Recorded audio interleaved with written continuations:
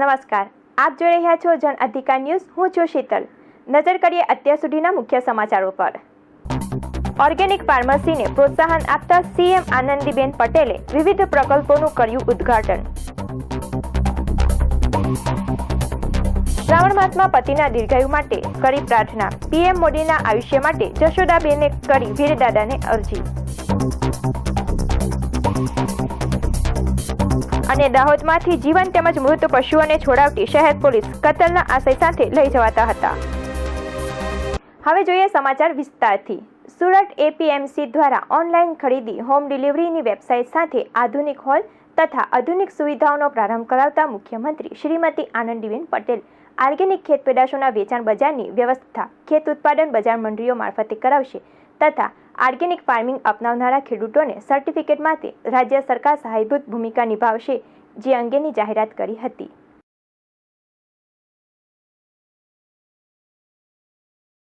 ગત શુક્રવારે વડગામ તાલુકાના મગરવાડા ગામે વીર મહારાજના દર્શને આવેલા વડાપ્રધાન નરેન્દ્ર મોદીના પત્ની જશોદાબેને પતિની સલામતી અને દીર્ઘાયુ માટે વીરદાદાને પ્રાર્થના કરી હતી અને વીરદાદાની 51 પાચમ ભરવાનો સંકલ્પ કર્યો હોવાનું જણાવ્યું હતું.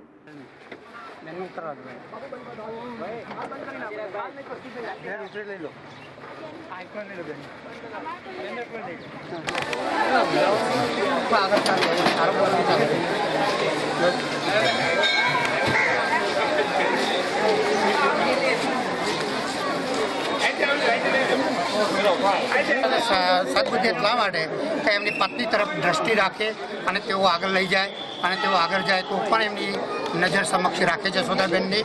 એ જ મારી અભ્યર્થના, એ જ અભિલાષા.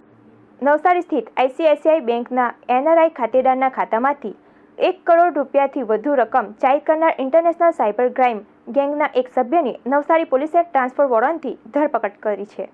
બેંક એકાઉન્ટ હેક કરી મૂળ ચીખલી અને હાલ અમેરિકાના ફ્લોરિડા ખાતે સ્થાયી થયેલા અને હોટેલ બિઝનેસ ધરાવતા એનઆરઆઈ ભારતમાં પણ હૈદરાબાદ ખાતે બિઝનેસ ધરાવે છે, જેની નાણાકીય લેવડ દેવડ માટે હૈદરાબાદ અને નવસારીની આઈસીઆઈસીઆઈ બેંકમાં ખાતું ખોલાવ્યું હતું.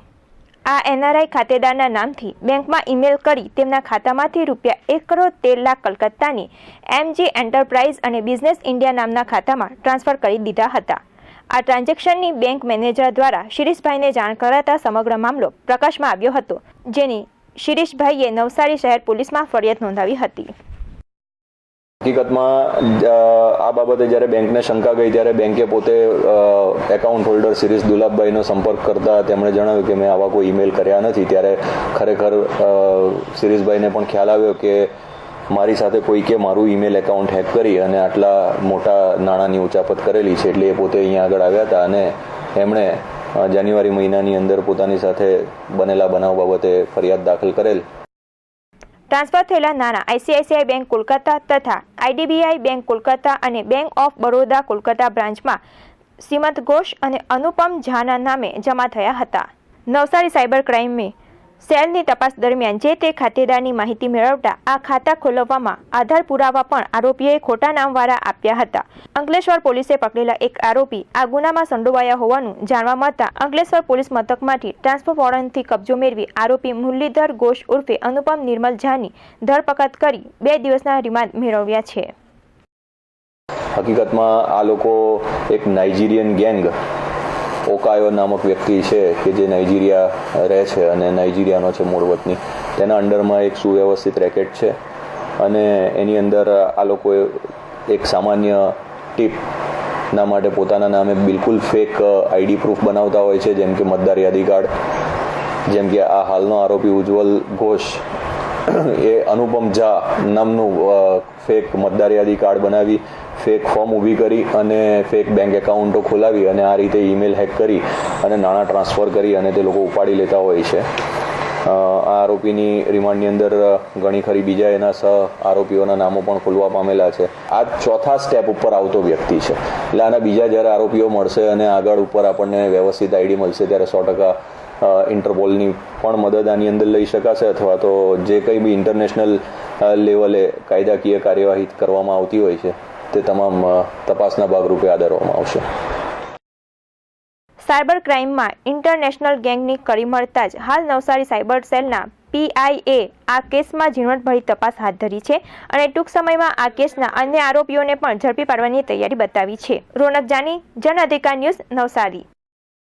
ભરૂચ મનુબા ચોકડી નજીક આવેલા ભેંસોના તબેલા પર કેટલાક માથાભારે ઈસમો દ્વારા અગાઉ ઉત્સવ મેળામાં થયેલા ઝઘડાની રીસ રાખી તબેલામાં કામ કરતા કર્મચારીઓ પર મારક હથિયારો વડે હુમલો કરાયો હતો.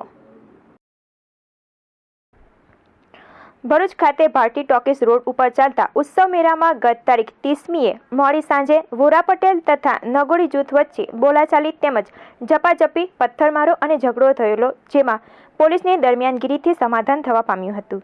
જે અંગેની રીસ રાખી વોરા પટેલ જૂથ દ્વારા તારીખ 31મીની મોડી સાંજે લગભગ 11:30 કલાકની આસપાસ મનુબા ચોકડી મુન્સી સ્કૂલ પાસે આવેલા ભેંસોના તબેલા પર મારુતિ વાન નંબર GJ16BB 1716માં તલવાર, હોકી સ્ટમ્પ, લાકડી તેમજ એરગન જેવા મારક હથિયારો સાથે વોરા પટેલ જૂથના 15 જેટલા આરોપીઓએ ટોળકી બનાવી તબેલામાં કામ કરતા ઈસમોને તમે નગોડીઓ છો એમ કહીને મારી હાથે ફ્રેક્ચર કરી ઈજાઓ પહોંચાડી હતી.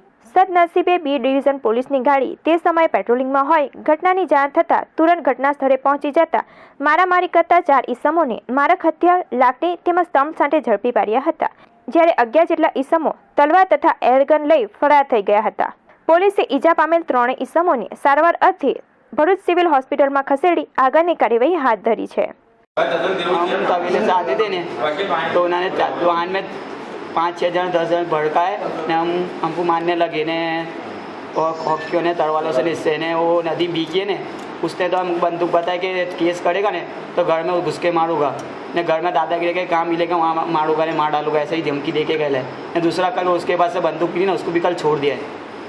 किस चीज़ की बबल है कुछ खबर नहीं. हम तो तबेले से वैसा धोके निकलते थे भाई ने इसलिए हमको मारने का चालू कर दिया.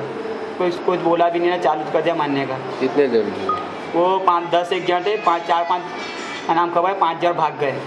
कौन कौन थे? एक का नाम आरिफ, आसिफ, जुबेर हाफिजी, नदीम भीकी. ये 4 जन ने 2 जन पकड़ाए, उसका नाम खबर नहीं मेरे.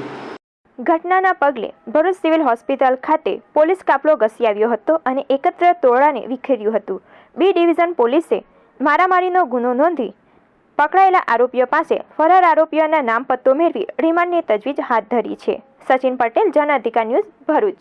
અંકલેશ્વર ખરોડ ખાતે HMT ફાઉન્ડેશન ટ્રસ્ટ દ્વારા એક વોકેશનલ ટ્રેનિંગ ઇન્સ્ટિટ્યૂટનું ઉદ્ઘાટન માજી કેન્દ્રીય મંત્રી તથા રાજ્યસભાના સાંસદના વરદ હસ્તે કરવામાં આવ્યું હતું, જ્યાં દિનો મોડિયા ઉપરાંત નામી વિભૂતિઓ ઉપસ્થિત રહી હતી.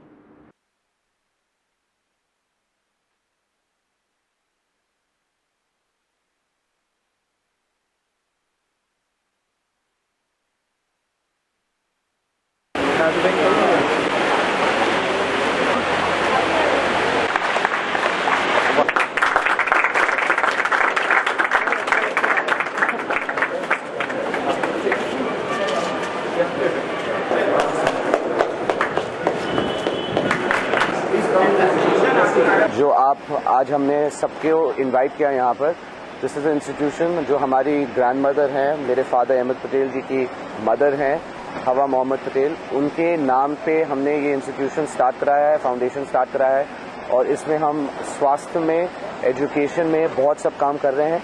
हमारा सबसे बड़ा काम जो आज जिसका इनॉग्रेशन था वोकेशनल ट्रेनिंग इंस्टीट्यूट का, वोकेशनल ट्रेनिंग इंस्टीट्यूट में हम इलेक्ट्रिकल वर्क, फिटर और करियर काउंसलिंग ये वेल्डिंग का काम सिखा रहे हैं स्टूडेंट्स को.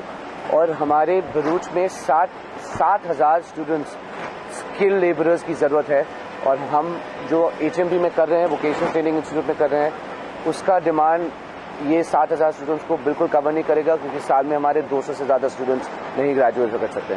लेकिन जब CSR जो आज हमारे चीफ गेस्ट सचिन पायलट जी आए, सचिन पायलट जी ने उन्होंने जो कंपनीज एक्ट रेवोल्यूशनरी पिछले साल 2013 में करा था, उसमें सबसे बिगेस्ट मैंडेटरी एडवाइस जो उन्होंने दिया है वोकेशनल ट्रेनिंग इंस्टीट्यूट के लिए दिया है. और ये हम चाहते हैं, this is our small way of making sure that we do a good job in the future and provide 60,000 skilled workers जो हम लॉन्ग टर्म में प्रोवाइड करना चाहते हैं. देखिए, हमारा कानून, हमारा संविधान बड़ा स्पष्ट है और ये देश एक सेक्युलर रिपब्लिक है. अगर कहीं कोई पॉलिटिकल एलिमेंट्स इसको मिसयूज़ कर अपना एजेंडा किसी पे थोपना चाहते हैं, ये जिस प्रकार की खबरें आई हैं कि किताबों में कुछ चेंजेस कर इतिहास को मरोड़ने की कोशिश की जा सकती है, ये मैं समझता हूँ शोभा नहीं देती किसी भी सरकार को। और नई सरकार जब बनी है, इतना बहुमत उनको मिला है, तो उनको ऐसे लोग जो ऐसी बातें करते हैं उस पर अपना एतराज़ जताना चाहिए और स्पष्ट शब्दों में इस बात का खंडन करना चाहिए कि इतिहास से, किताबों से कोई छेड़छाड़ या खराबी नहीं की जाएगी। लिखा जा रहा है वो अब तक चुप है, वो क्यों आगे आकर कुछ बोल नहीं रहे? देखिए, मैं किसी व्यक्ति विशेष के बारे में टिप्पणी नहीं करना चाहूँगा, लेकिन कोई भी व्यक्ति अगर अपने संगठन का या अपनी आइडियोलॉजी को कक्षा में शिक्षा के माध्यम से, किताबों के माध्यम से इम्पोज करना चाहता है, वो गलत है। क्योंकि इतिहास और हमारा जो कल्चर, संस्कृति है, वो बड़ी ट्रांसपेरेंट है, सबके सामने है। इसलिए जो बत्रा जी का जो एपिसोड सामने आया, मैं समझता हूँ बड़ा दुर्भाग्यपूर्ण है और केंद्र सरकार को इसका स्पष्टीकरण देना चाहिए और किसी प्रकार की छेड़खानी नहीं करनी चाहिए।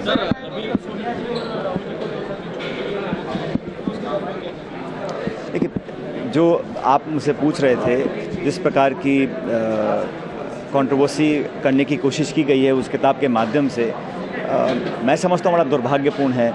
क्योंकि घटनाओं को तोड़ मरोड़ के प्रस्तुत करना सिर्फ पब्लिसिटी पाने के लिए और इतने सालों के बाद इस प्रकार की किताब लिखकर उसमें ऐसी बातें बोलना जो सच्चाई से परे हों, जिसका तथ्य ना हो, ये शोभा नहीं देता। और ऐसे व्यक्ति को जिन्होंने इतने सालों के से पार्टी से लाभ लिया, सत्ता का लाभ लिया और पार्टी ने सब कुछ दिया, आज उस पार्टी के नेतृत्व को इस प्रकार की आलोचना करना मैं समझता हूँ अशोभनीय है। यहाँ पे कहा मेरे भाषण में कि कार्यक्रम छोटा सा है लेकिन इसकी अहमियत बहुत है, इसका महत्व बहुत ही है, क्योंकि इससे लोगों को रोज़गारी मिलेगी और अपने जो भी फैमिली के मेंबर्स हैं उनका वो जीवन निर्वाह चला पाएंगे। भरूच डिस्ट्रिक्ट में ख़ास तौर पे ऐसे सेंटर्स ज़्यादा से ज़्यादा खुले और बहुत ही ज़रूरी है। तो इसीलिए मैंने इंडस्ट्रीज़ को भी अनुरोध किया है कि ज़्यादा से ज़्यादा ऐसे सेंटर खुलें ताकि स्किल जो वर्कर्स है वो इंडस्ट्रीज़ को मिल सके। हमारे यहाँ 50% जैसे मैंने कहा इंजीनियरिंग और केमिकल इंडस्ट्रीज़ है और करीबन काफ़ी लोगों को रोज़गारी मिल रही है, लेकिन आने वाले 10 सालों में और बहुत सारे स्किल वर्कर्स की ज़रूरत होगी। तो ये हमारे जो भी सेंटर्स चल रहे हैं वो सफिशिएंट नहीं है वो कैटर करने के लिए, तो उसके लिए ऐसे कहीं सेंटर खुलें वो बहुत ही ज़रूरी है और इसीलिए हमें एनकरेज करना चाहिए। हमारे इंडस्ट्रीज़ है, बाकी लोगों को उनको स्पॉन्सर करना चाहिए ताकि लोगों को ख़ास तौर पे जो ड्रॉप्स आउट होते हैं स्कूल में और जो लोग 4 स्टैंडर्ड के बाद, 5 स्टैंडर्ड के बाद या 10 स्टैंडर्ड के बाद जो लोग ड्रॉप आउट ले लेते हैं, ऐसे लोगों को लिए नौकरी मिलना बहुत ही असंभव है। ऐसी अगर रोज़गारी मिलेगी तो काफ़ी लोगों का, मेरे ख्याल से फैमिली का, अपने परिवार का वो लोग जीवन निर्वाह कर